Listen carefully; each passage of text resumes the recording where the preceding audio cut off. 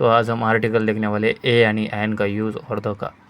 Article आपने पढ़ा है कि एन ऑगल्स AEIOU ये शब्द आएगा तो उसके आगे आप एन लगाते, लेकिन ये सब गलत है। आज पढ़ेंगे जैसे कि उसका कॉन्सोनेंट है शोर है कि कॉन्सोनेंट है वो पढ़ जाएगा शोर व्यंजन, इसे शोर कहते हैं।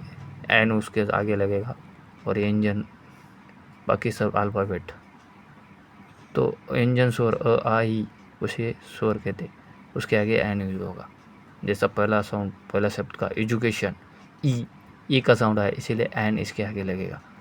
उसके बाद अम्ब्रेला अम्ब्रेला अ का साउंड है इसीलिए एन लगेगा। आर्मी आ का साउंड है इसीलिए एन लगेगा इसके आगे देखो बॉल ब का साउंड है इसीलिए ए लगेगा। टोपी के आगे भी ए लगेगा। कैट क का साउंड आए इसीलिए ए लगेगा।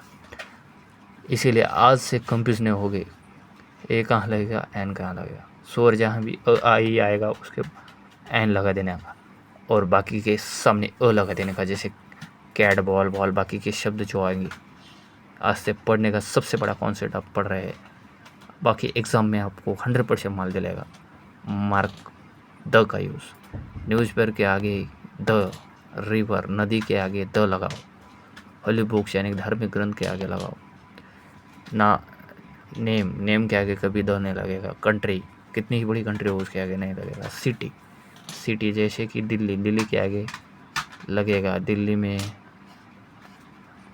लेकिन भारत के आगे कभी भी द नहीं लगेगा।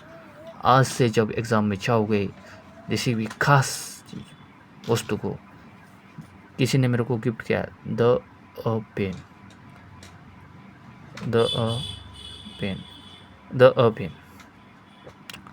तो जब भी किसी खास वस्तु को दिखाना हो, किसी मुझे गिफ्ट दिया है वो किसी ने वस्तु, सिंपल कोई क्लास मुझे गिफ्ट दिया है जैसे कि ये मुझे दिया हो उसके आगे द यूज़ करने का, तो इसे आज से किसी भी उसको विशेषता बताई जाएगी वहाँ पर द यूज होगा।